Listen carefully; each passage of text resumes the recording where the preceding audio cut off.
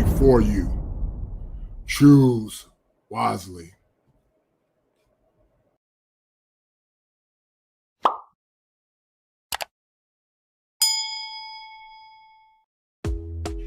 Bringing it to you live once again from the greatest state in the Union, the Tar Heel State, where the topography is pristine, serene, and verdant green. As I'm your host, Seven Smalls, A.K.A. the agitator for male empowerment, where every day is Father's Day, and where manhood is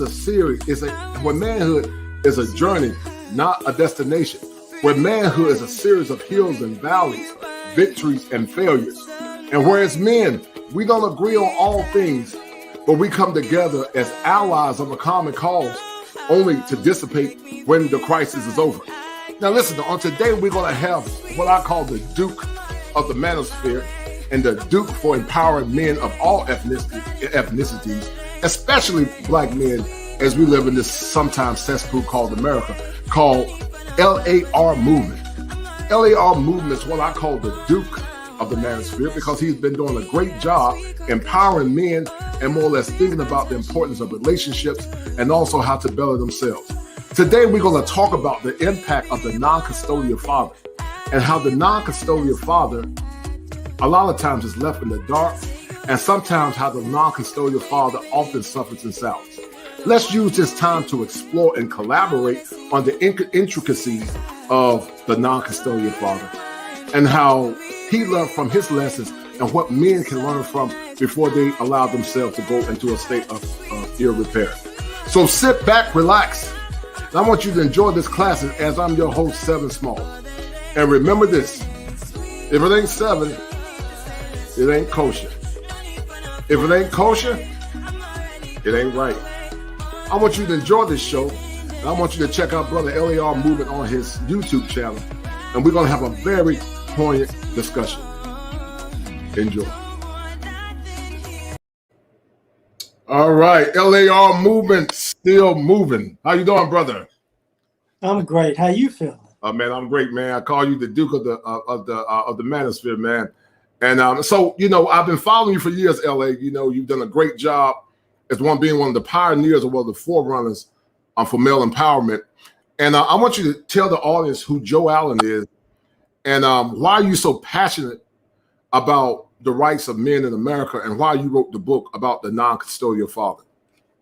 Well, I was a kid born in New Orleans, moved to the DMV, moved to Chicago, moved back to New Orleans, moved back to Chicago. And that was because, you know, my parents got married and they got divorced. So, right. You know, I moved whenever my mom moved, basically. Didn't think about it much. A lot of schools early on, but I kind of settled in after a while. And then years later, you know, go to college, graduate, have a kid some years later, and wound up getting into a custody battle. Okay.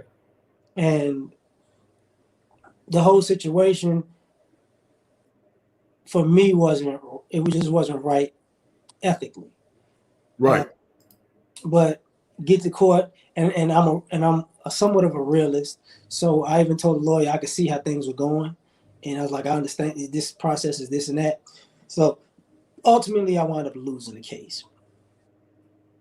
But it was so egregious that I knew that the judge was probably going to keep that in her memory banks to not let other mothers do it, because the judge wound up getting stabbed in the back by the end of the whole process. Right.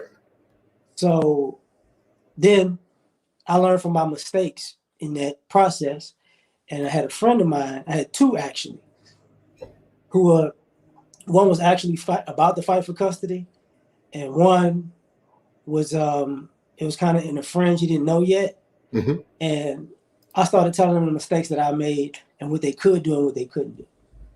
And subsequently, both of them got their sons. Right. So at that point, I was like, you know what? And then I started talking to a lot of brothers who went through this whole system, including my father, and figuring out like how were we handling it and parenting during this whole process, and how was it affecting us, our relationships, and our children. And what I decided to do was write a book. Okay. Because the lessons are really not just me. The lessons are numerous men. Right. And Right. I just retrofitted for the time. Right. And come to find out, I because I didn't think that, I think we're very informative. So I didn't write it like a book. You know how the book is like this big or whatever. Right. Right. So I was in Walmart, and I'm in Texas. So, they got Texas football. They got them big pamphlets. So I wrote it like that. So I wrote it in sections so you could skip from one to the other or read it all the way through if you need a particular thing. Right. And at the end of the day, I got a good response from it because guys actually could use some of the stuff. Right. You could go from the court to not dealing with the court to just the raising part to the relationship part. So I'm probably going to do another one because ironically, I'm going to have custody this year from now on. Okay, good. So part of the things that I was doing in that book are part of the reason why I wanted custody in the first place. So that's it. Well, the good thing is, you set the template for trying to inspire and ensure that men get the basic rights that they need. And, we're going to look at things through a clinical lens, but also from an anecdotal lens of L.A. And I want to ask you a couple of questions because I think it's pertinent that we address these questions because there are a lot of young men that are going through the same things that you went through. And the lessons of a non-custodial father needs to be more or less exemplified so that others won't suffer in silence. I'm going to ask you this poignant question. Are men treated fairly in this country? And if not, tell me why. Why are men not treated fairly in this country? My answer would be depending on what men you're talking about and what's the situation. Right. Overall, I think we're treated fairly in the things that suit us. Mm-hmm. And we're treated unfairly in the things that suit other people. Okay. So I think we've accepted the adversity of not being treated fairly. Mm-hmm. So it doesn't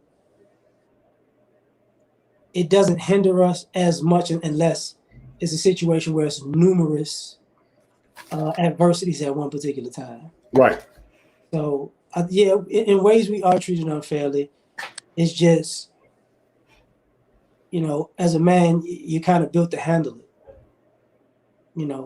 But that's if you're in mentally the right space. Right. And it sounds like to me you went through a tumultuous time when you were going through some of the various nuances of trying to understand not only the paternity courts, but not paternity courts, the family courts. And, it's very telling that you wrote a book called Lessons of a Non-Custodial Father. I want to ask you another question. What did you remember about your past in the community growing up in New Orleans and Chicago that you felt like kept you sane and kept you from doing things that you would have regretted later because you felt like you weren't treated fairly? Ironically, the movement actually helped me. Mm-hmm. Because I don't think people realize this. There's a duality to a person who's always on the move. Right. One is you might not be able to maintain relationships because you're on the move. That's the negative. Mm-hmm. The positive is you'll see a bunch of different lifestyles and lives that you wouldn't see just in one place. Right. So New Orleans taught me about hard work and a side hustle or being artistic. Because New Orleans is a city where you work a 9 to 5, but from 5 to 9, you might actually be out, being a musician or something. Right. And those are two different lifestyles, but the same person could do them. Right. Chicago, well, the DMV actually taught me how unfair America was. Because I was there in the 80s, and that was when, you know, the projects was behind the White House.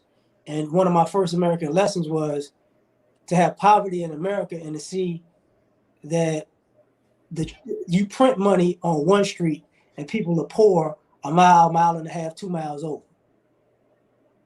So that taught me a lesson of America in general. And Chicago taught me, you know, there will be consequences to your actions if you, you know, whether it be positive or negative, and people do not, they won't have sympathy or mercy for you. Right. So yeah, go ahead, brother. No, that was it. So it sounds like to me you grew up in a caustic environment, and that caustic environment prepared you to deal with the stresses of being a non-custodial father. The challenges of growing up in New Orleans have more or less taught you to deal with some of the things that you went through as a man.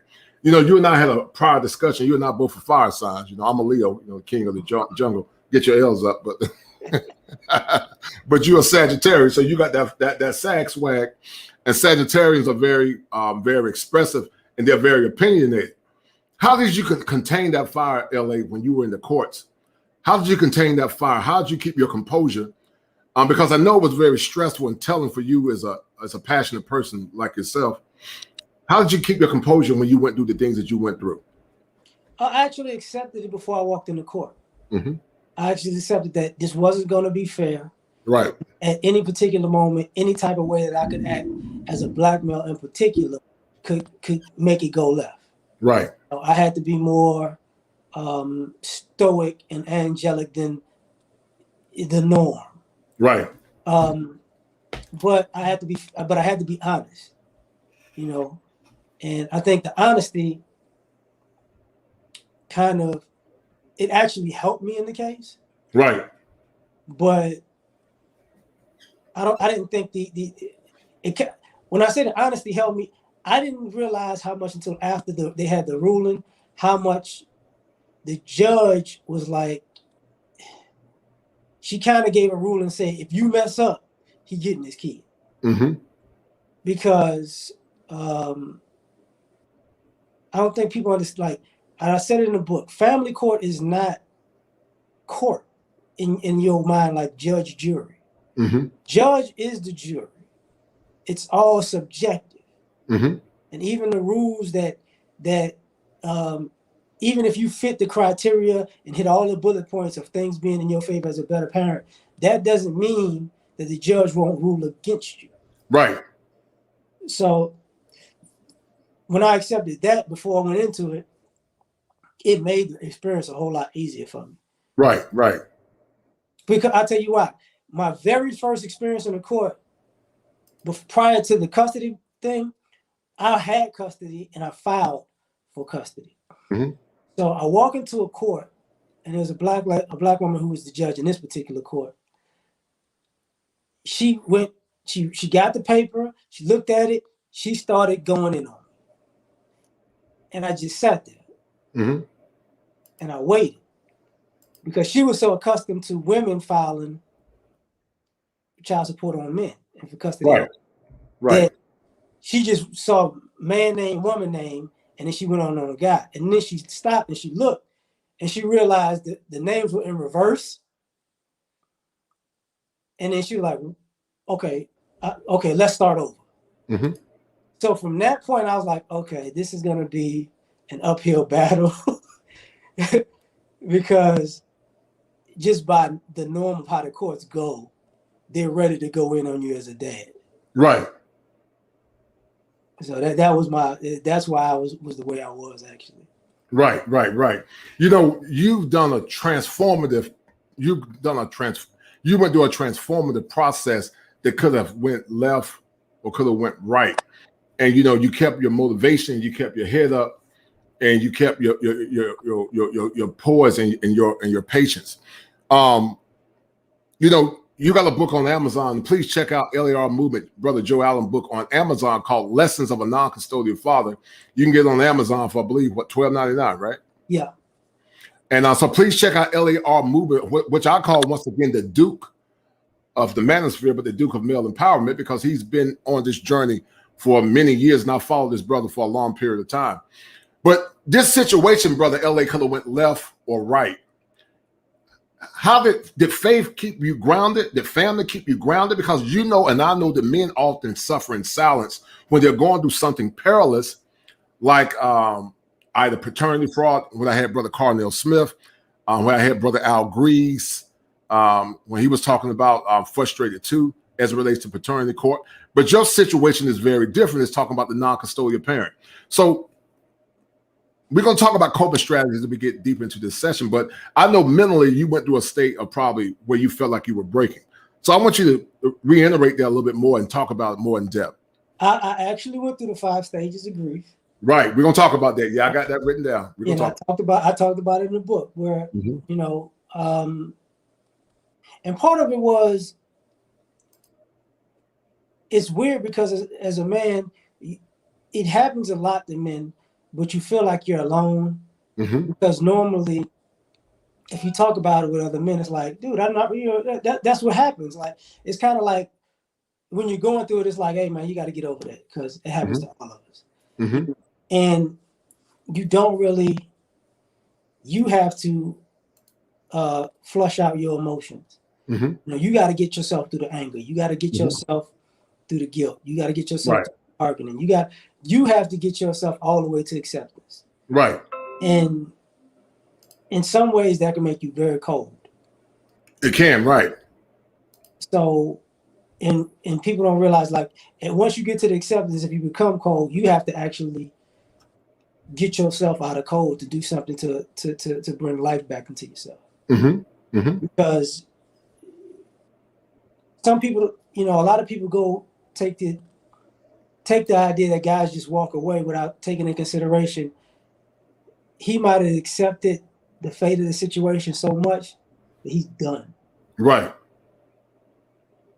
And people don't, that doesn't register because it's not happening to you. You know, some people are done and some people keep, you know, trying, and you don't know when a person's limit is. Right. So that's, for me, depression was one of the things I really had to think about. Yes, sir. Right. And to me, you know, when you talk about the coping things, if you don't have ways to get yourself out of that depression, it might go bad. Right. And when you say go bad, I agree with you 100%. And it could and can go bad because, you know, a lot of times men, we internalize our pain. We don't talk about it. We internalize it. Michael Basin years ago wrote a book called Men Cry in the Dark. And a lot of times it's those dark moments, brother L.A. I've always said in the past that a broken man is a hopeless man. And a hopeless man is a dangerous man. And so when men go through what we call in the clinical world a catharsis, that, you know, where they, you know, or where they're not allowed to let out that negativity or that toxicity, they turn it back within. And sometimes it's manifest in drugs, it's manifest in rampant sex, it's manifest in suicide, it's manifest in domestic violence, it's manifest in murder, it's manifest in a myriad of negative things because they don't have the positive coping skills or more or less the ecosystem or the infrastructure to help them deal with that pain. And so, you know, I'm honored to have you on this platform and also on this show, because as a clinical therapist, I don't want men to go through that pain when they don't have a way to let out that catharsis, to let out that negative toxicity. And so I'm glad you came on the show because your book can be a safekeeper. And also shout out to brother Carnell Smith, the paternity coach, Trapped by Law. His book also can be a reference point to help men overcome the things that they have been through in this caustic American court system. Are American men not equipped, brother L.A.R Movement, to deal with the shenanigans of the modern relationships? You talk a lot about relationships. You talk a lot about what I call the thoroughfare that we see with some of our women, you know, black and white or whatever. Are American men equipped to deal with modern relationships? And so I'm Gen X. I don't know. You might be a millennial. I'm Gen X. Oh, you look. You look. I'm good. at the end. I'm at the end. Oh, you're at the end. All right. But so are they equipped to deal with relationships and sometimes the residual trauma that's more or less impacting them in a negative way? I think we're equipped to deal with relationships, but I think the shift of thinking how the modern day woman is different from the woman that we were kind of raised to date. Right. So I think, we're equipped for the traditional thing, but we're working out the modern thing. And I think some of us guys are like, listen, man, I don't want that at all. Some of us are like, okay, I'll work with this, but I'll work with that. We're equipped for the traditional thing, but we're working out the modern thing. And I think some of us guys are like, listen, man, I don't want that at all. I'll just wait it. At the end of the day, I think our adjustment is going to change our interactions with women. And I think that's what's been happening over the last few years. In a quote unquote manosphere space, is just giving a new perspective to, obviously we need a new deal. Right. And I think some of the ladies are like half in and half out, where they know why we're saying we need a new deal. They get that the relationships won't be the same if we don't. So it's to me, we're like on the precipice of either peace or chaos. So it just depends on our decisions and choices. Right. Did you feel like the relationship that you had with the woman that you had your child with, what did you know then versus what do you know now versus then? I mean, what did you know about female psychology then versus now? Okay, well, how can I say? I met her. We actually met as teenagers. So I've known her since I was 14. Right. So basically what ended up happening is we grew up and grew apart in senses in a way, and it became adults, and then hooked back up. And with that situation, come to find out, because she sent me a long message recently, actually apologizing. I was ahead of her as far as plan and thought out future. So basically, I think she was on a feminist man-hater thing at a particular point. She rolled that out, and then it didn't lead to the road that she thought. It didn't lead to the end that she thought it would. Right. So, but I had long checked out by then. Right. And I think what it is, how can I put this nicely? I think what I learned was something I learned in Chicago. Sometimes you just got to let people go. Right. I agree. And I think what she learned was, don't let an ideology ruin your relationships. Right. So now we're kind of at that space, because when she talks to me now, she can hear some of the things I was saying back then. Right. But we both have grown and I guess become better at communicating also. Right. And if you think about, and I want to be careful how I say this, because but when you think about some of the mandates of feminism, we've always said that if feminism means a woman get fair pay for fair work, I don't have a problem with that. Right. I don't have a problem with that. But you said some of the ideologies that she had impacted her relationship. Tell me about that tug of war that you had. Be a little bit more specific. The tug of war that you had, did she respect you or reverence you as her man, or was she jousting for power in the relationship? It was a few things. It was she was jostling for power. She was jostling for the man role. She also was from a town that wasn't as aggressive as the cities that I grew up in. Right. But she wanted that same feel. And she didn't know that side of me because I wouldn't It is not, to me, it's not necessary to show people that Right. you're overly aggressive. But I think me not doing that, she thought I was, quote unquote, would be considered as weak or whatever. Right. And I would kind of chuckle because I'm like, I don't take you seriously because of where you're from in the first place. and you know, plus the how can I say, it wasn't her, but it was like a family, a matriarchal, or people talk about the gynocracy. It was that family setup, because that, you know, we're gonna get these men, we're gonna do this, we're gonna do that, we're gonna play this game, we're gonna run these guys. And I think there came a point where, because I remember telling her at one point, I said, listen, man, if you keep playing like this and you keep picking a fight, we're gonna really get into it. And I'm gonna treat you like a man because you're crossing the line. And I think for me, for her, it was kind of like shocking. And for me, it was like she kind of knew I was dead serious. Right. Because it wasn't about the beef between me and her. Because a lot of people don't realize when two parents go at it, the beef between them two, it's not just that the child is involved. It's that you'll sabotage the parenting. Right. And if you sabotage the parenting, you ultimately sabotage the child. Right. I totally agree. Which creates a new beef. Right.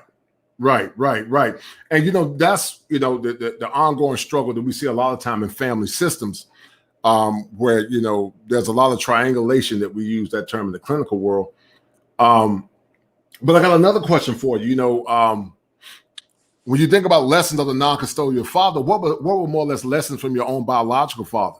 How did your dad and the men in your community help you deal with this crisis that you were going through? And what I call the manhood chronicles, because it definitely was a chronicle in manhood where you're telling your story now. But how did your dad and also your other brothers in your community help you deal with this struggle that you had? They gave me direction. Because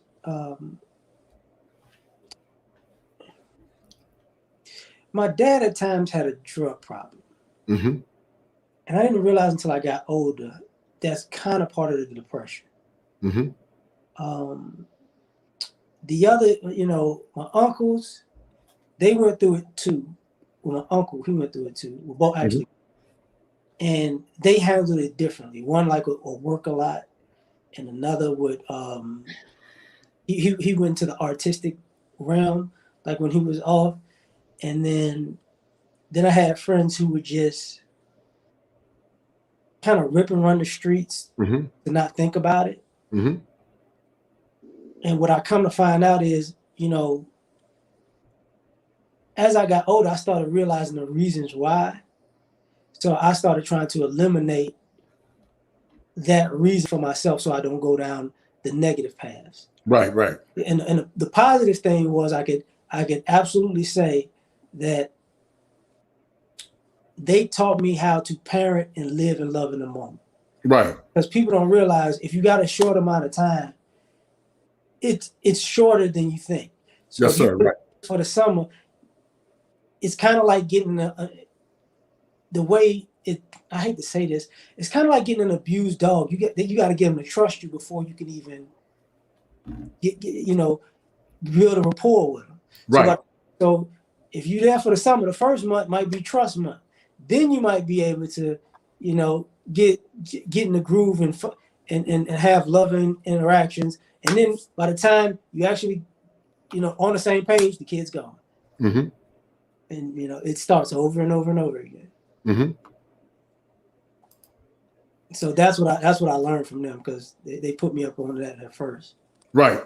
You know, Brother L.A., as a clinical therapist, we call the final stages of the treatment process the recovery. But before you can go do a recovery, you must go to what I call an uncovering. And so what did you uncover? And you maybe talked about it earlier, but what did you uncover about yourself, your level of resilience, and also how did you finagle that uncovering when you was going through your catharsis? I know it's a loaded question, but what did you uncover about yourself, as you was going through as you were trying to recover, and also how were you, how did you deal with the catharsis when you went through it? Well, I something I uncovered is what I already knew. I do have an anger problem, but these situations will make it worse. So what I learned was to, I've always had hobbies since I was a kid. I played like 4 different sports when I was young. Oh wow! So I wind up knowing from the sports that you can channel your anger, or you can channel all of your emotions from a negative to a positive. Right. And I uncovered that I'm pretty good at that. But I have to have a focus. Right. And the other thing I uncovered was,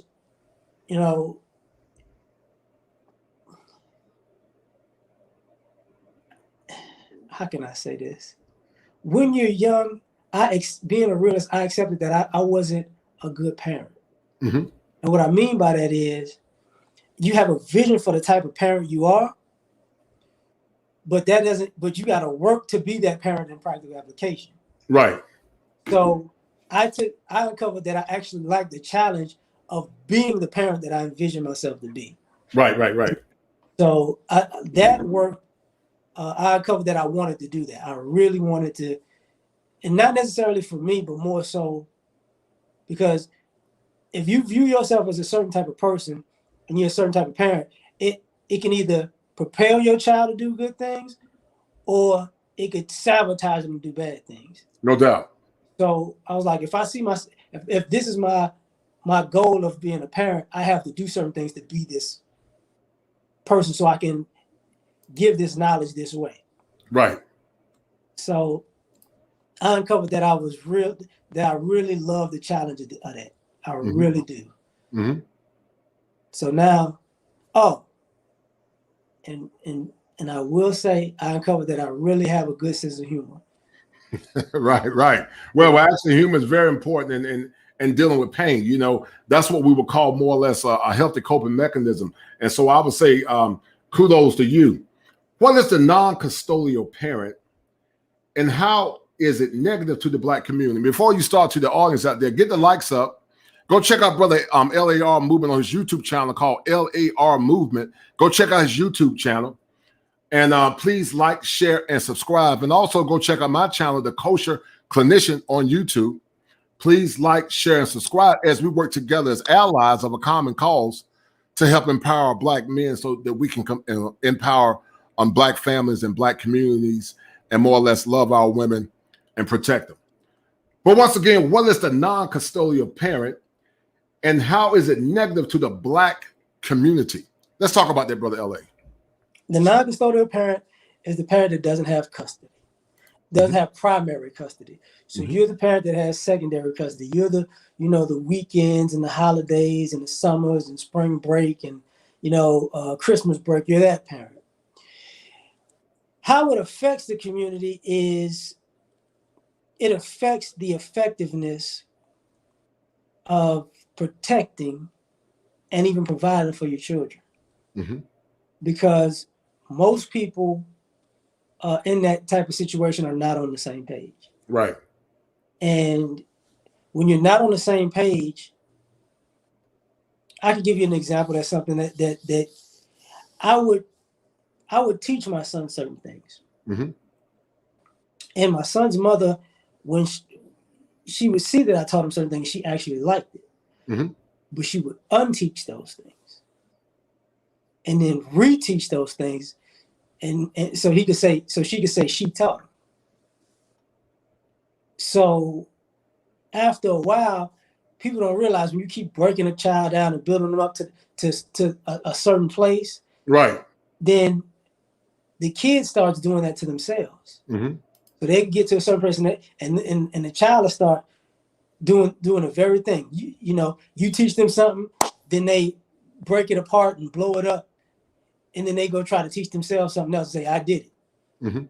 And then they live in all the mistakes of it. So it creates an environment where children make unnecessary mistakes because the parents are at odds. and that doesn't help our community whatsoever. That's why you get a lot of adults who are late bloomers or in arrested development. Right. You know, you overcame the ravages of being a non-custodial parent. Did you have other men that experienced this more or less negative part of the negative chronicle in their life? And how did the men that you dealt with struggle with losing custody of their children? It always started bad. Like people act like fathers and men don't have feelings. Mm-hmm. We don't have a heart. The minute you lose your kid, you're gonna go into a depression. Right. You know, and a lot of, I want to say, like the first chapter, I talked about a nation of alienation. That parental alienation part, right? It could really break a person in ways that they may not ever be fixed. Mm-hmm. And people don't, and a lot of vices come with that, because you got to numb yourself, right? Or you just don't want to feel it, and people don't. And I've seen where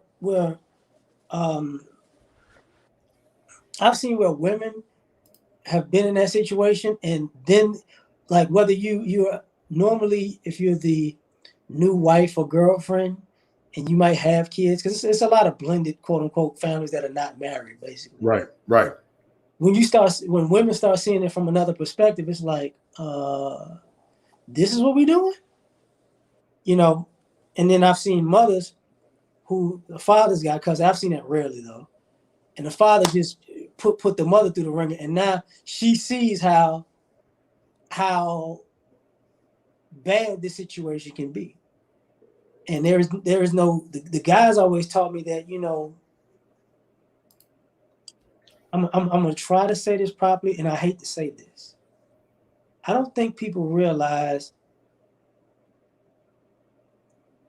alienating these fathers from their children is part of the reason people separate from the church, because you kind of lose faith. Yes, I like that. Right. You know. Right. And it's fundamentally, it's just not right, and it kind of makes you just question, you know, life and God itself. You know. God, right. It's I've seen a lot of guys who just like, you know, this ain't life. Right. You know, it's the modern day way that you broke up families in slavery. Mm-hmm. But people don't look at it that way. Right. You know, you're trying to pay to get your kid back. Right. Which is taking the father out, which diminishes the ability of the young man or young boy to more or less look up to an icon that can teach him the rights of being a man. You know, that was one of the privileges that the boys had, even in some of the more, what I call more, I'm going to say archaic civilizations. They had the rites of manhood or the rites of passage, where their fathers taught them how to become men. They had power in their purpose, and their purpose was able to help them overcome some of the challenges of pain and disappointment. But unfortunately, Brother L.A.R, a lot of young boys now don't have purpose because they don't have the facilitators to help them deal with that pain.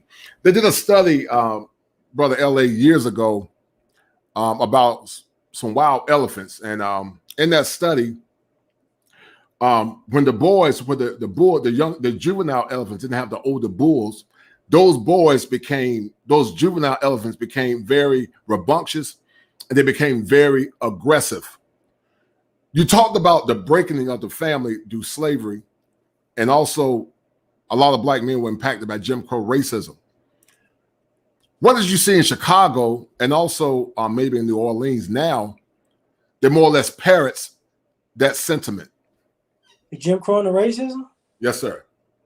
Well, I'm from the Ninth Ward. Oh, wow. Family's from the Ninth Ward. So, so anybody where Katrina, where they were showing the most, that impacted me, because I cried when I saw that. Mm-hmm. You know, because like you see your home just demolished. You know what I'm saying?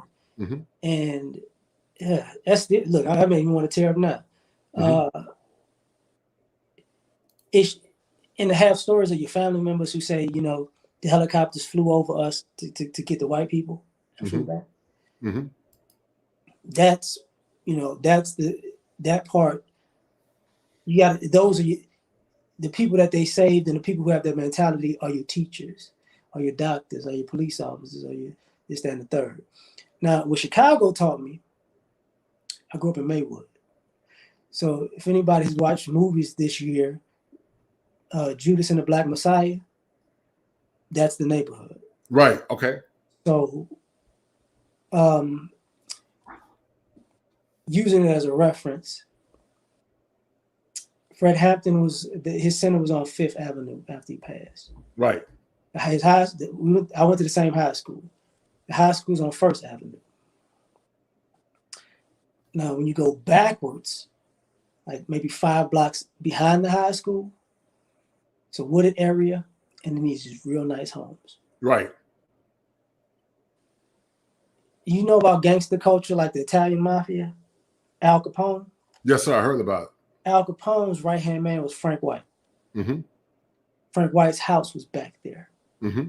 So to live in an area where you got a notorious gangster and drug dealer in one area, in a 10 block radius, just you can go 10 blocks, literally, from Fifth Avenue to his house.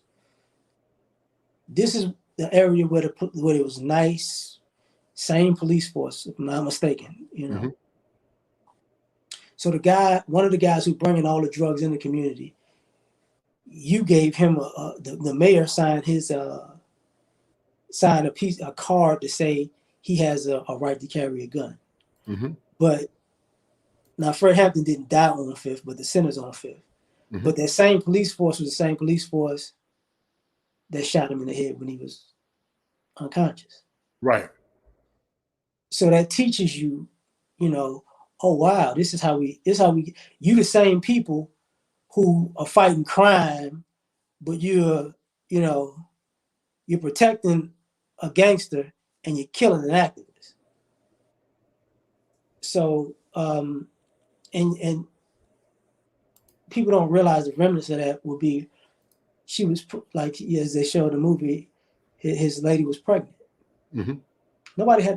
Those cops never had a problem with it. You know, so what I'm getting at is this country never had a problem and continues to not have a problem with making sure we don't have healthy families. Right.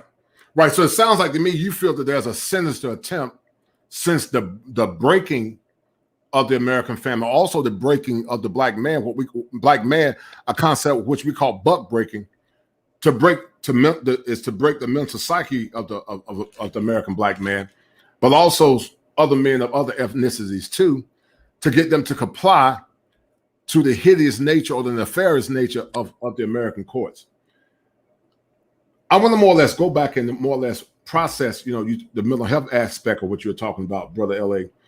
And men that experience the loss of their children often encounter in the context of what I would call an adjustment disorder with anxiety, or an adjustment disorder with depression, or a combination of both, or some actually go through states of clinical depression. When you were going through the negative impact of losing your son, let's talk about the stages of grief that you went through as it relates to Kubler-Ross. We know about denial, anger, bargaining, and then acceptance. I believe that's in the order. Anger, bargaining, guilt. Is it guilt? No. It's denial, anger, bargaining, acceptance. Well, anyway, depression and then acceptance. It's DABDA. So anyway, denial, anger, bargaining. Depression and then acceptance. But anyway, what the stages that you went through, you vacillated a lot. Which stage did you stay on the most, Brother Joel? Ironically, I think I was in acceptance the most, mm-hmm. because I went through the other 4 before we got to court. Mm-hmm. Because I was in a situation where we we had an agreement, and the agreement was broken.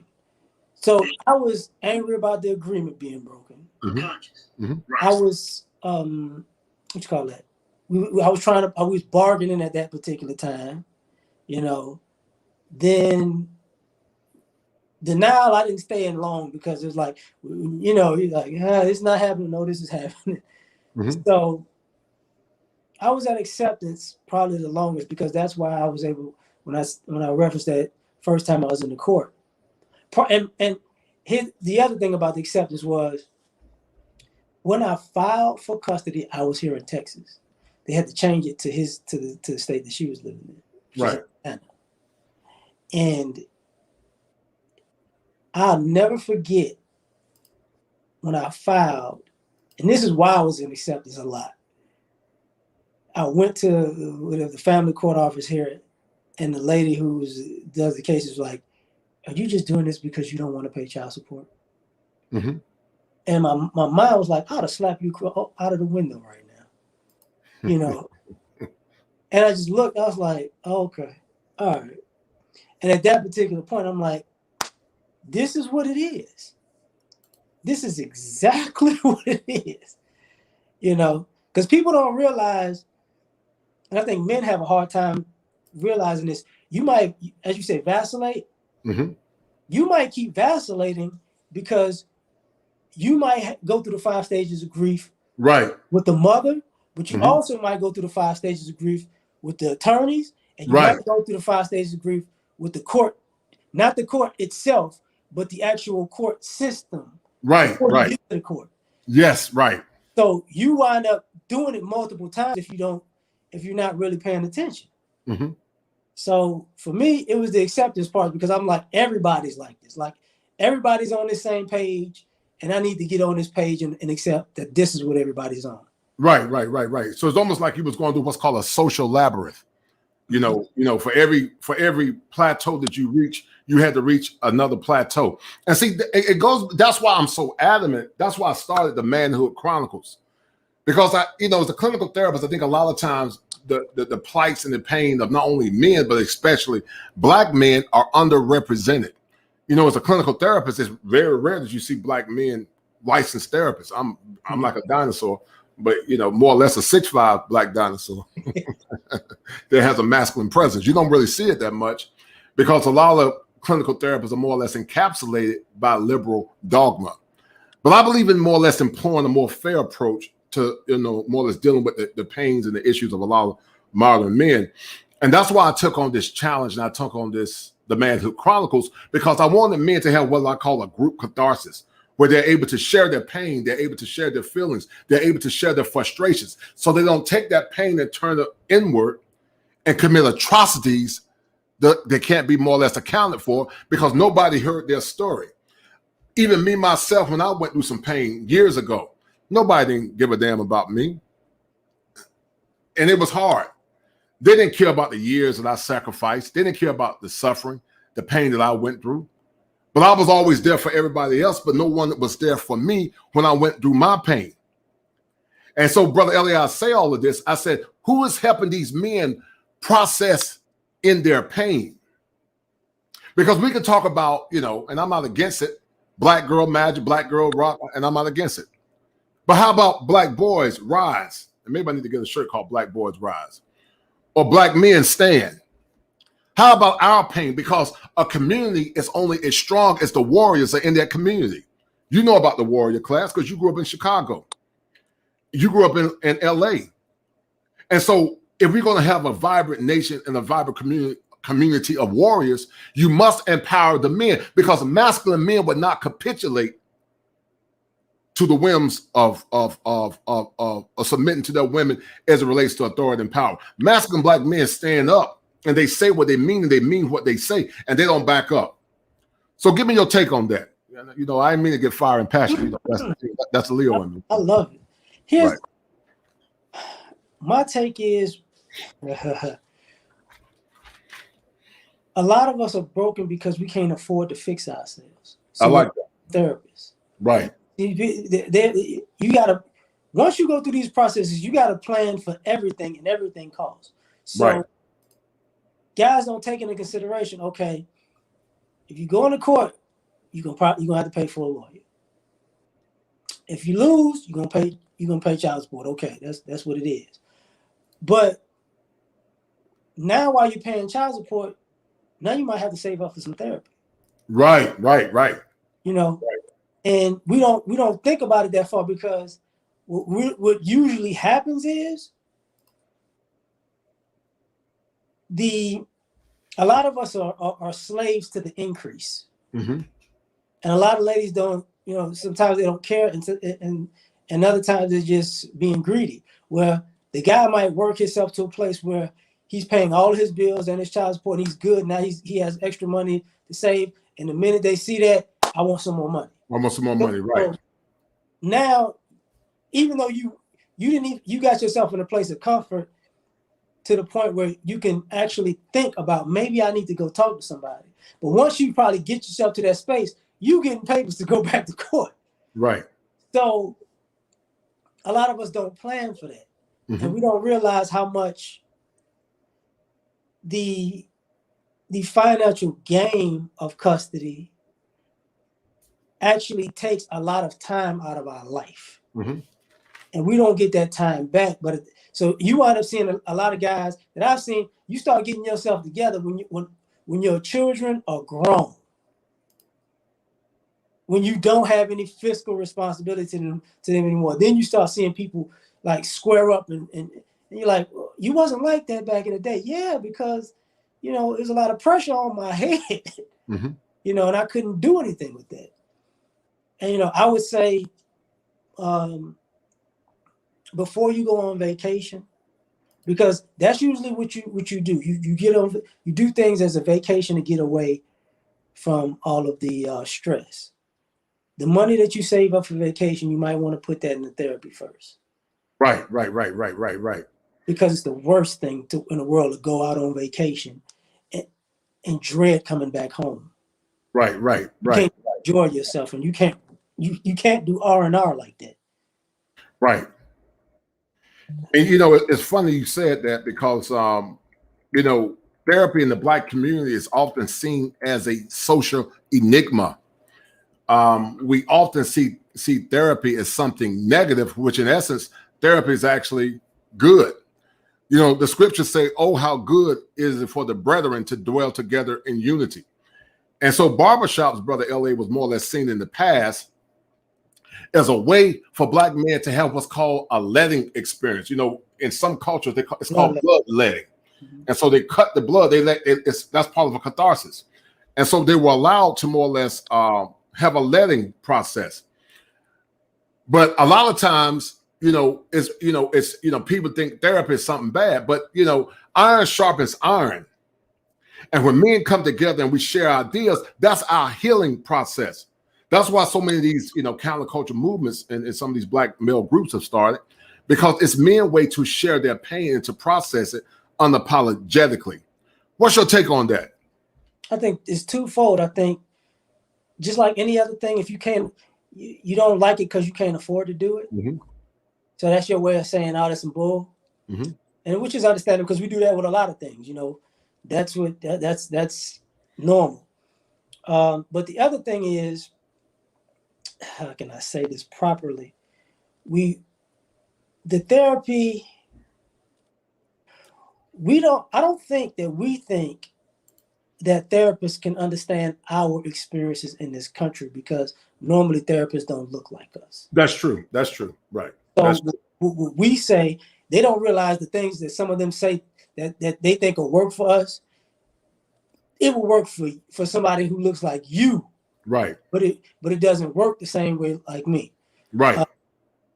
I remember talking to somebody and having a conversation with them. I was like, if you watch movies and you make the characters in your favorite movies Black, it will destroy the whole movie. Right. And it was like, what do you mean? I said, think about Die Hard and Rambo, and if the event, you could James Bond, you couldn't just blow up everything, and you can't walk around in anonymity and do all that stuff because everybody's watching you. Right. You can't do that, and they had to kind of scale back, like, yeah, because you can't watch a hero be a hero if they change races, because oh, the police gonna watch them do that, police gonna watch them do that, they gonna stop them doing this. And I don't think when we get therapy, people realize, right, you should go do this. I might get arrested doing right, this. right. You should go here. I might. We have to take some responsibility on. If we need to get better, we might actually have to do some things that are normal for other people that might go bad for us. Right. And that's just a gamble that some of us are willing to take and some of us aren't. You said something that was very powerful, because, I think that's why, a lot of people, even when they see me as a clinical therapist, they're shocked, because you don't see too many, black male therapists. So let me say this: there's a science to the therapeutic process, and there's an art to the delivery of the therapeutic process. The science of therapy is empirically sound. One of the universal treatment models is called cognitive behavioral therapy. But CBT, Brother L.A., actually comes, in my opinion, from the biblical tenets. Whatever a man think, that's what he is. So if I can change my thoughts, I can change my feelings. If I can change my feelings, I can change my behaviors, which is a form of transcendentalism. But there's a delivery to the art and the science of therapy where a lot of times, white clinicians can empathize with the struggles of a black man, but they can't sympathize with the struggles of a black man because they haven't been through it. Now, see, here's where it's different from me. Not only can I empathize with your pain, I can sympathize because I've been through it myself. Do you see the difference? So that's what makes me different. I can empathize with you, meaning I have a level of a brotherhood and I feel your pain. But also I can empathize with you because I've been through some of those same strains of aversive policies, aversive racism, and also aversive, what I call microaggressions. I've been through it. Exactly. It took me years to become the man that I am. I caught hell riding up this train because it's a 6'5" masculine black man that speaks truth to power. They don't have a mouse voice. They have a deep booming voice. They used to call me strident when I was at UNC Chapel Hill. This album, strident. What do you mean by strident? I'm just being myself. The lions roar. But a lot of times, man, you have to diminish yourself to make other people feel comfortable. And no one should have to do that. I believe in being your authentic self. I believe you should be able to be comfortable in your own skin because everybody else do it. So why can't L.A.R Movement do it, and why can't the coach and clinician do it? And so that was powerful. But therapy is very powerful, just like the church. The church at one point was like a supplement to the therapeutic process. The church and spirituality, because as a therapist, Brother L.A., we look at things through a lens called the bio, which is the physical, psycho, which is the mind, social, the environment, also the spiritual model. We look at all those variants because human beings, Brother L.A., is what I call an integrated being. And also we call it a psychosomatic response, mind over body, body over mind. And so when you're dealing with those different correlations of one another, if you don't know how to process it importantly, a lot of people get caught up in what's called self-medication. They get caught up in other nefarious things that sometimes can be to their detriment. So that's why I decided to take on this journey to have brothers like you and have other black men and also men of other ethnicities, because we embrace all men of different backgrounds, but we have a special emphasis on black men because black men are the muse of society. What's your take on that, brother? We have a different experience. I like climbing with my friends who are non-black. Like, if you call up, as a black man, I could call up all of my friends or just meet a stranger on the road and say, how old were you the first time the police pulled a gun on you? Like, and there's like, they all give me that look like, what? It's like, we all have that experience. The question isn't if it happened. The question is, how old were you? Mm-hmm. And that's an extreme for us. They're like, how many times, when you were in school, you raised your hand to answer the questions. Did you ever go to detention because you were smart? Right.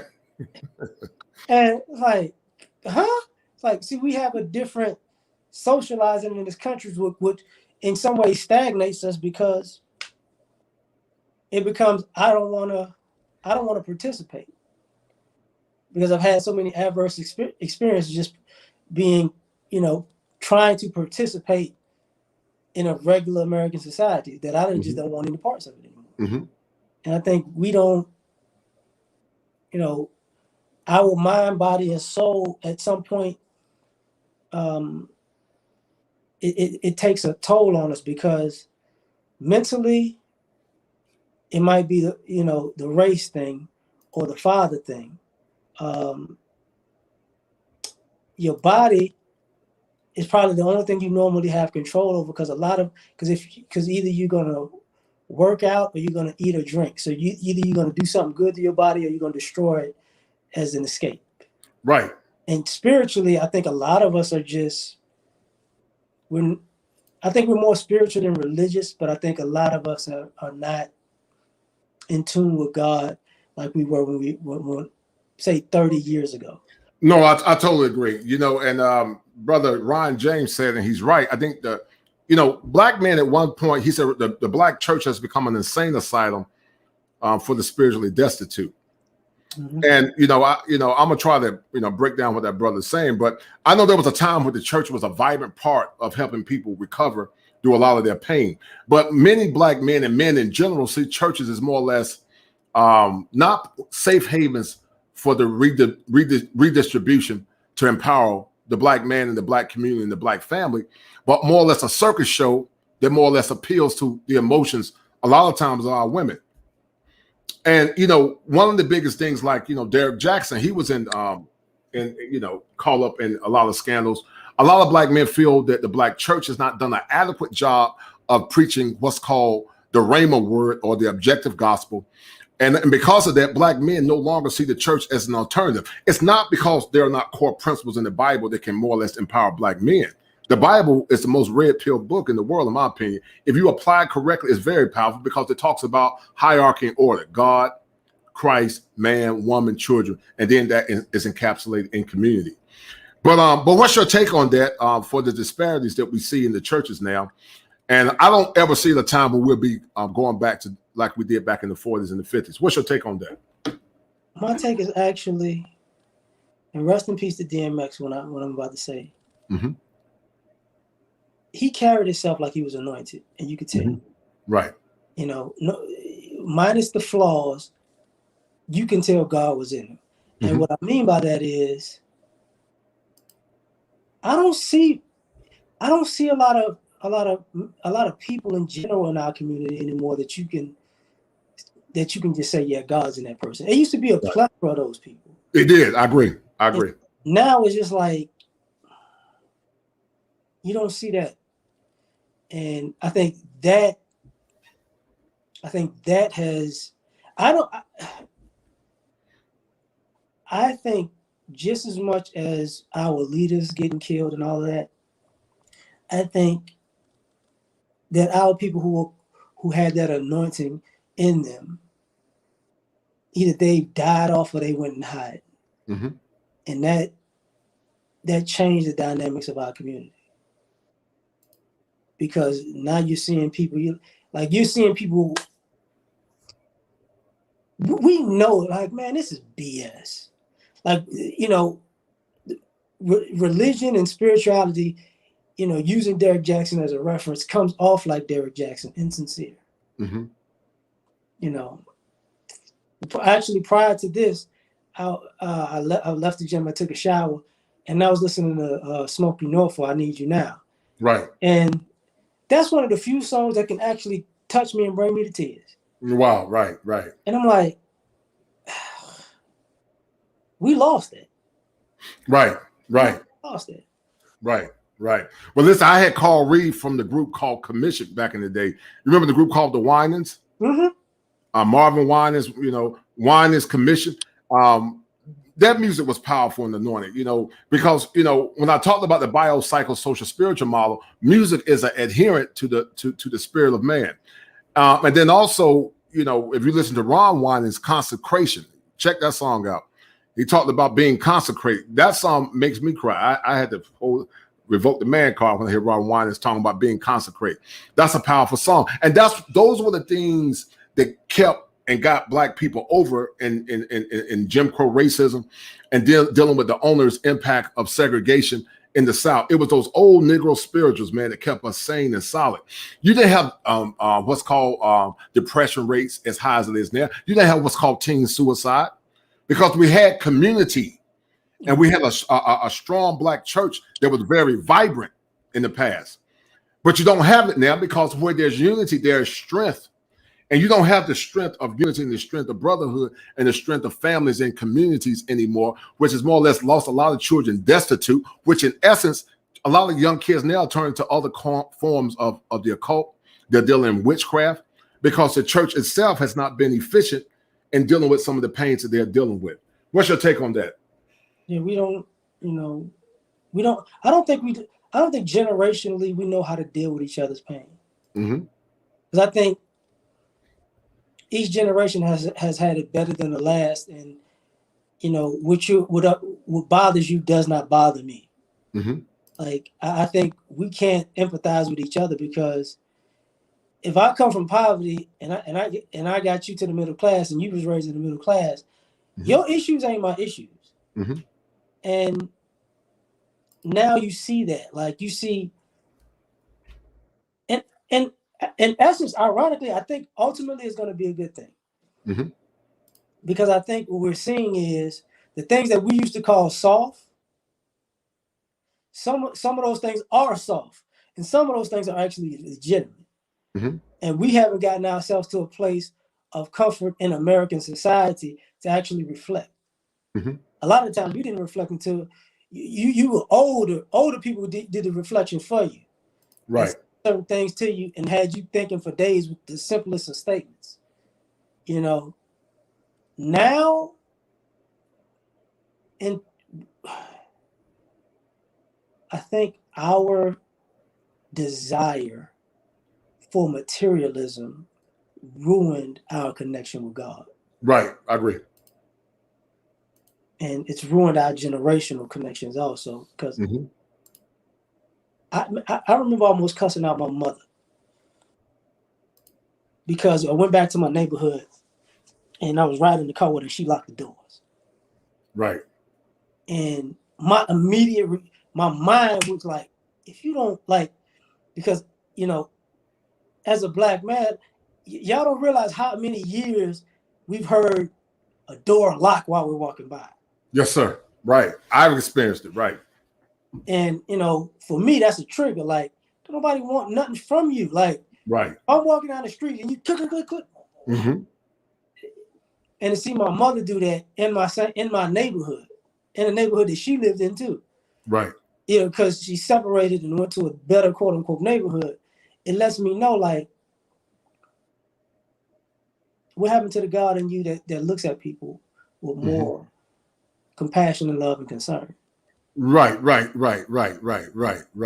agree with that. Yes, sir. I agree with that. And, Sister Gail Lockett, thank you. She's been a dear heart for more or less leading the crusade on many YouTube platforms for helping push the agenda for encouraging brothers. So shout out to Sister Gail Lockett. She's been an awesome contributor to this cause.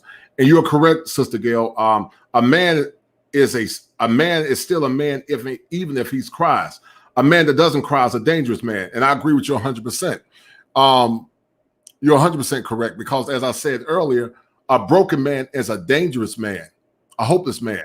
And a hopeless man is a dangerous man. And there's a lot of broken kids growing up now. You grew up in the inner cities of Chicago. And we've read off topic a little bit. We're going to get back to your book. But you grew up in the inner city of Chicago.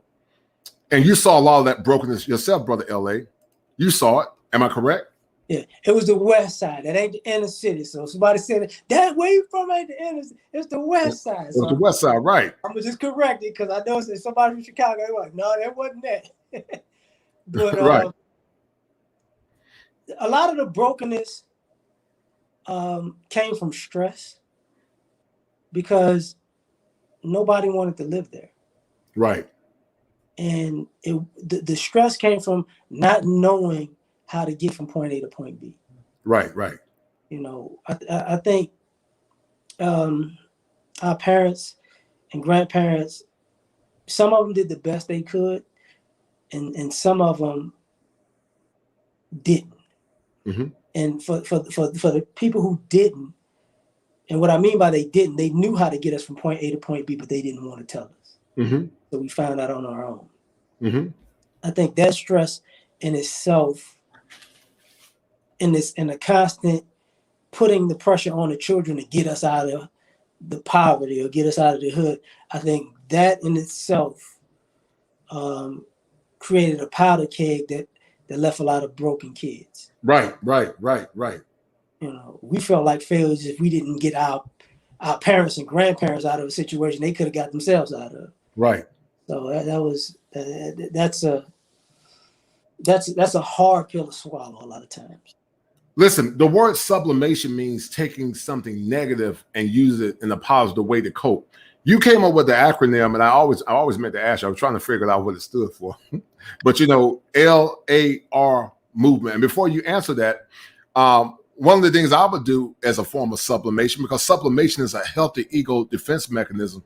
I remember the song called "Soul to Soul" back in the 90s called "Keep on Moving, Don't Stop." That kept me grounded, man. That kept me motivated. That was my sublimation of taking something negative and turning it into something positive. What does the acronym L.A.R Movement means? And how did that sublimation help you become the man that you are now? Okay, L.A.R is, I was in a rap group. Okay. So I was a rapper, my friend was the producer. Mm-hmm. Go spit some bars for the crowd real quick. No, we're not doing that today. but initially the YouTube page was going to be specific, was going to be for the music. Mm-hmm. But I also was like, you know what, if I want to talk about something, I want to talk about something. So we was going to do it like that, but he didn't want to get on the camera. Mm-hmm. But so I brought that up to say the type of music L.A.R came from was Lorraine's Audubon Revival. Say it again. Lorraine's Audubon Revival. Oh, I like that. What does that mean? Lorraine's is where Martin Luther King died. Mm-hmm. Audubon is where Malcolm got killed. Oh, wow. And revival is to bring it back. Bring that type. Wow. Bring that type. Yeah. So that's what it means. Mm-hmm. So, so I just kept the name because, whether it was music or just talking, I think we need to actually bring back the love for each other to want the best for each other. No doubt. So, that's the whole premise. Okay, great. What type of negative coping when you was going through this catharsis, brother L.A., that you were tempted to do, but you didn't do it? Because a lot of times people self-medicate by maybe smoking weed, drinking alcohol, sleeping with multiple women. How did you keep yourself motivated by using positive coping skills versus negative? And I want you to share this, especially with our young men in the audience, because they need it. Well, probably need it just as much as the older men. But I want you to share specifically of how you coped with the negative ravages of being a non-custodial parent. How did you cope? How did you cope when you were going through that transition? All of this stuff put together, because that's partially where the music came from. Because I needed an outlet. Mm-hmm. So that was one outlet. YouTube was another outlet. Mm-hmm. Fitness was another outlet. Mm-hmm. Cooking was another outlet. Gardening was another outlet.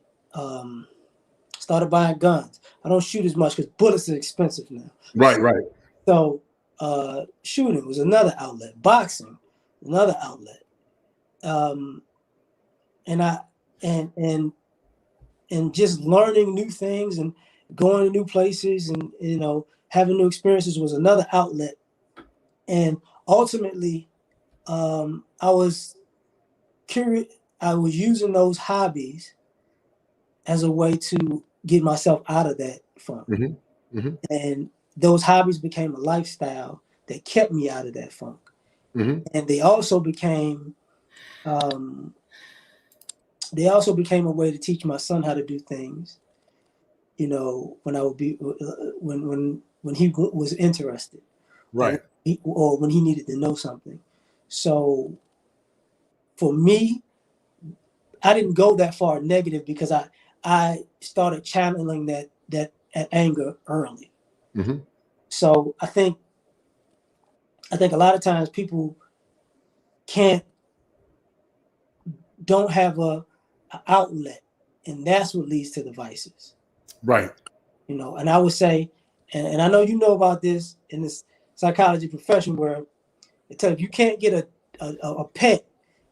One of the best things you can get is a plant. Mm-hmm. Right. Because the way you treat that plant and you water that plant, you talk to that plant.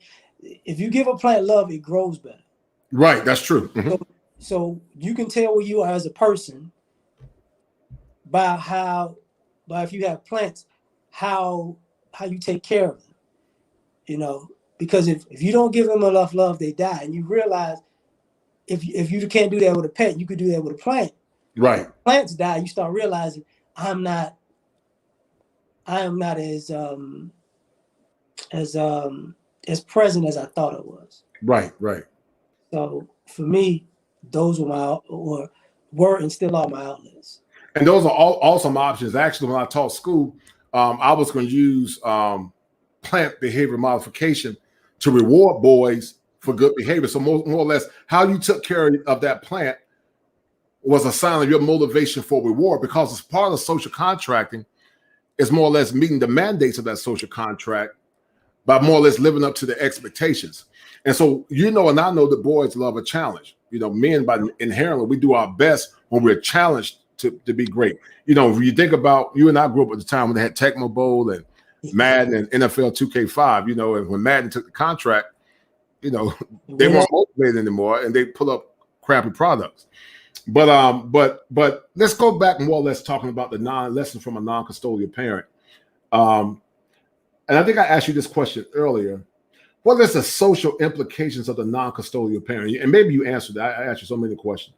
Oh. And how does it impact, and how does it emasculate Black men or any man, in your opinion?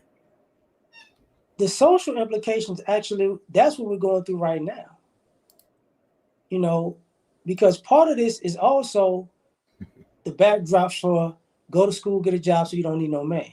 Right. Or, you know, you can have a kid. You know, we went through that season where you are the mother and the father, or you're happy Father's Day mom. Right. And not realizing that we raised a generation to be alone but have kids. Mm-hmm. Or to have kids but be alone.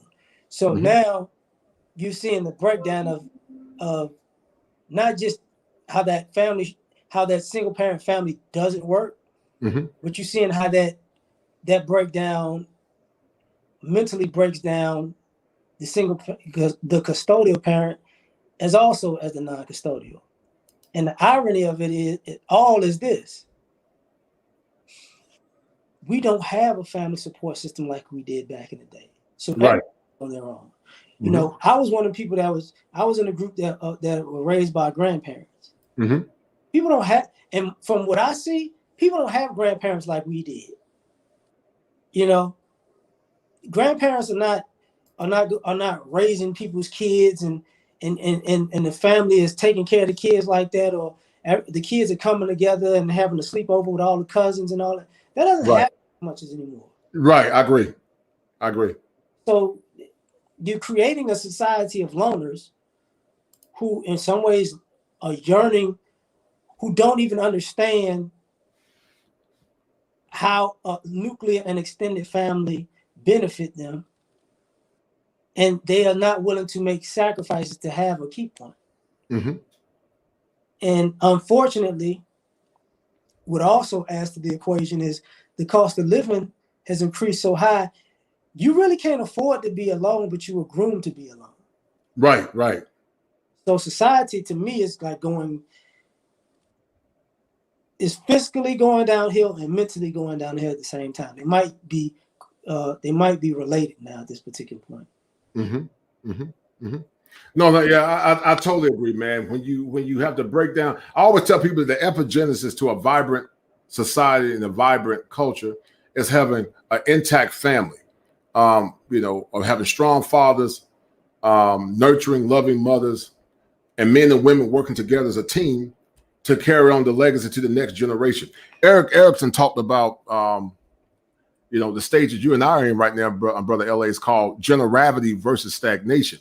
And generality basically means, I'm going to give, I'm generating income, I'm generating legacy coupons. I call it legacy coupons to push the other generation forward. But the last stage is called ego integrity versus despair. And this more or less parrots to what Kevin Samuels talked about a little bit. I'm going to do a show on that at some point. Ego integrity is similar to what the Apostle Paul said, I kept the faith, and now which is laid upon me is a crown of life. But despair is when you're on that deathbed and when you're about to cross over into the next dimension, whether it's with God or unfortunately with the devil or hell. And you're looking over your life and you're saying to yourself, did I live my life on purpose? And therefore you start going to what's called an existentialist crisis because you haven't lived your life on purpose. And that more or less parrots, similar to something that Kevin Samuels has said, that many will die alone. Because they will die alone because they've been hoodwinked by aversive liberal policies that more or less does not inspire unity. I always tell people over and over again that black men and black women were muse of a common cause. We were muse together. We were struggling together. But now this fragmentation where you had, what's the name of it? I can't think of the company. But they gave Goldman Sachs gave like $10 billion to our women instead of giving it to the black family and the black community. So many are going to realize, Brother L.A., when they get on their deathbed, that those degrees really don't mean nothing. Many are going to realize when they are looking back in time that they're going to wish they would have made better decisions. And because at the end of the day, the only thing you got is your family. That's all you got. Can you imagine on your deathbed, man, your son or daughters being there to help you transition into the other world, into the glory world? You just made me realize something. Mm-hmm. I'm gonna keep it basic. Basic psychology, the ego, id, and the superego. Yes, sir. Right. I think because of how society is, children and adults, probably, adults and children of these generations right now, you're either missing your id or your superego because because of the lack of parenting, the duality of mother and father. Right. Because you see people who are super delusional in a sense of their super ego sees them as more of a deity than a person. Right. Mm-hmm. Oh, you see people with a real id that's they have a real rebellious personality. Right. And there's not the balance of the ego in the middle to balance out the duality of that. Mm-hmm. It's just an id and the ego talking or a super ego and the ego talking. Mm-hmm. So yeah, that's gonna cause a lot of problems. Mm-hmm. Because I don't think you can reach self-actualization without the duality of id and superego. Right. That's very interesting, and also I'm very philosophical, and that brings a lot of light to what you're saying. Is there one chapter in your book, Lessons from a Non-Custodial Father, that you would like to share with the audience as we're getting down to closing this last chapter of with Brother L.A.R Movement? Are custodial is the non-custodial? Are the American court systems unfair to American fathers? So, as we're getting closer to the end of this poignant show that I've really enjoyed, which I could talk to you for hours, man. What would you like to share from your book that can be beneficial to the young men and men in general? Well, I will say I predicted in my book that because of the non-custodial, the prevalence of it, mm-hmm. It was going to change society in a way that even the courts were going to have to readjust what they've been doing. Mm-hmm. Because one of the simplest thing about the court system is nine times out of 10 women win. Mm-hmm. But what's problematic about that is they don't win because they're women, really. They win because men are considered the breadwinners and the court needs the money. Right. So when you go in the court, you got to realize the court wants who they can get the most money from. Right. Now, on top of that, people are not taking into consideration that, and I said it in the book, the family court and the criminal court in every city are not that far apart. Mm-hmm. And I guarantee you, the children are talking about in family court, a lot of them wind up in criminal court a decade later. Mm-hmm. I had an ex-girlfriend who was a lawyer. She's real good people. And and she was trying to get this young man, this kid, juvenile, so he didn't get he didn't go to juvie, juvenile prison or whatever. And she was like, I just want, if I could get his family to send him to his father, I think this is in this. And I was like, listen, you got to see if that family is going to act like their dad actually exists when they get into that criminal court. Mm-hmm. And she thought she didn't understand me because this part of the book also where, like, I have friends I have a few friends who are in law, and she had to walk up on a conversation of hearing them reprimand this boy to tell him, don't tell this court that you know your daddy, because if you tell him, they're gonna send him to you. They're gonna send you to him. Wow. And she walked up on the conversation, and it really shook her as a woman. Mm-hmm. Because she was like, this is what we doing. It started opening her eyes to a lot of things she was seeing in her cases and why they were paying out the way they would. And the effect that has on society is America can't afford to do it anymore. Mm-hmm. Because what it ruined the intelligence of the country. Right.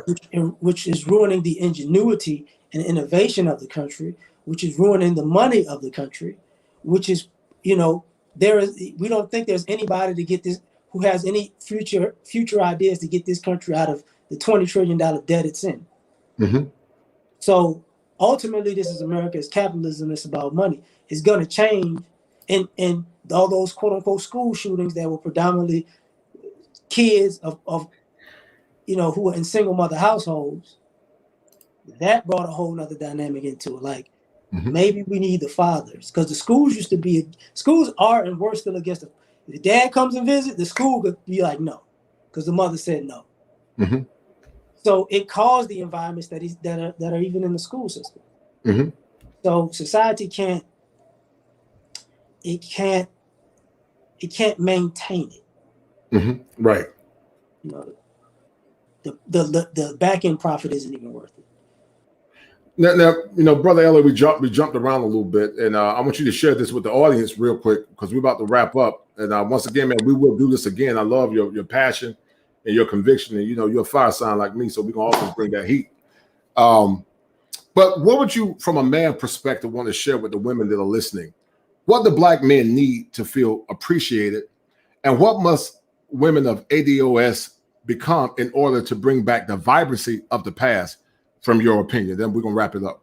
Okay. I actually talked to this with my lady a few days ago. I made a video about it. Mm-hmm. What Black women need to do is give Black men their flowers while they're living. Oh, I love that. Say it for the ones in the back so they can't hear you. What Black women need to do is give Black men their flowers while they're living. Mm-hmm. The feminism, the ideologies, and somewhat the selfishness to expect as a woman you always going to get your flowers if a man is in the room. Mm-hmm. Do not reciprocate giving these guys their flowers. Mm-hmm. And this leads to part of our disconnect, because guys don't think they're going to get any type of, we don't expect to get love, loyalty, companionship, or giving from the opposite sex in our group. We expect to be loved or cared about after the relationship ends or we're dead. So I think that would be the gist of it. Okay, great. Brother L.A.R Movement, still moving. Check out his YouTube page. This brother, like I said, is the Duke of YouTube as it relates to male empowerment.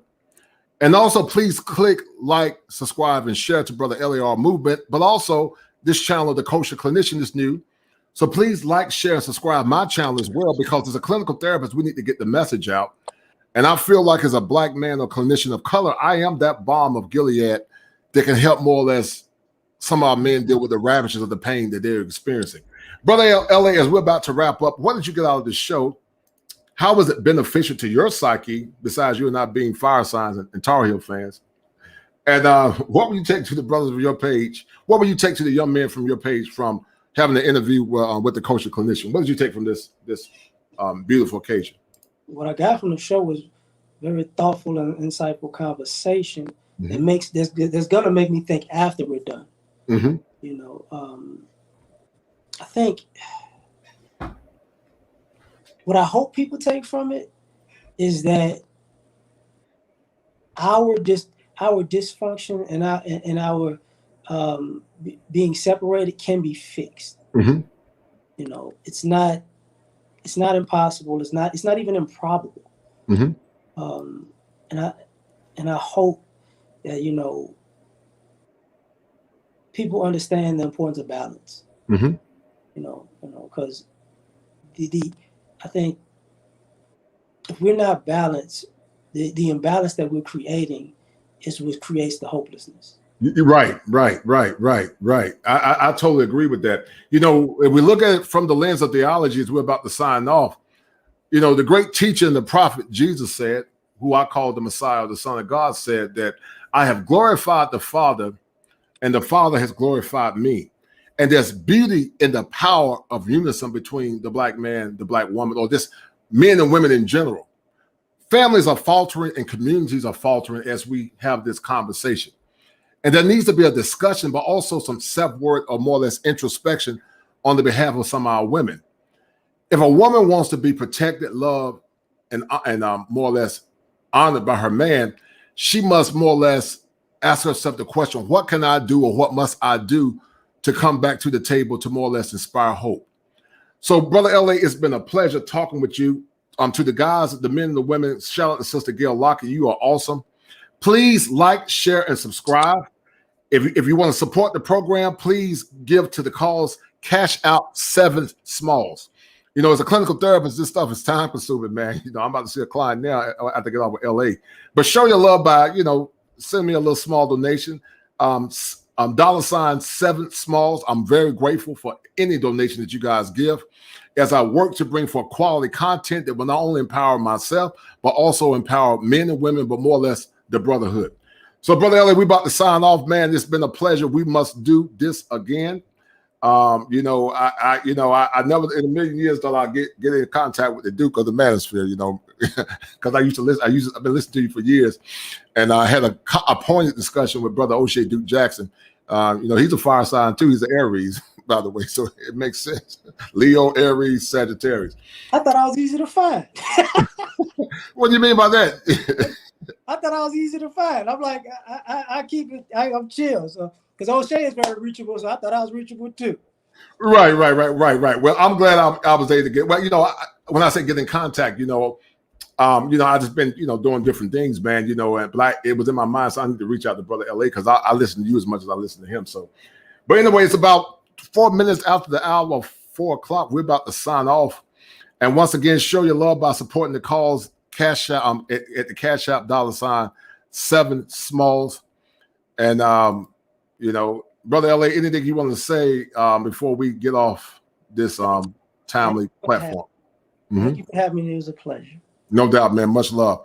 All right, so we're about to sign off. Give me a minute, Brother L.A. Hold tight. We're about to sign off. L.A., we're gonna talk in the background in a minute. And much again, thank you, Sister Gail Lockett. You are awesome. So all for the brotherhood. We're signing off. Enjoy.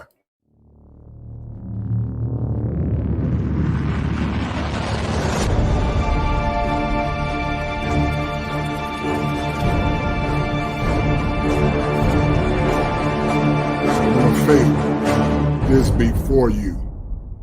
Choose wisely.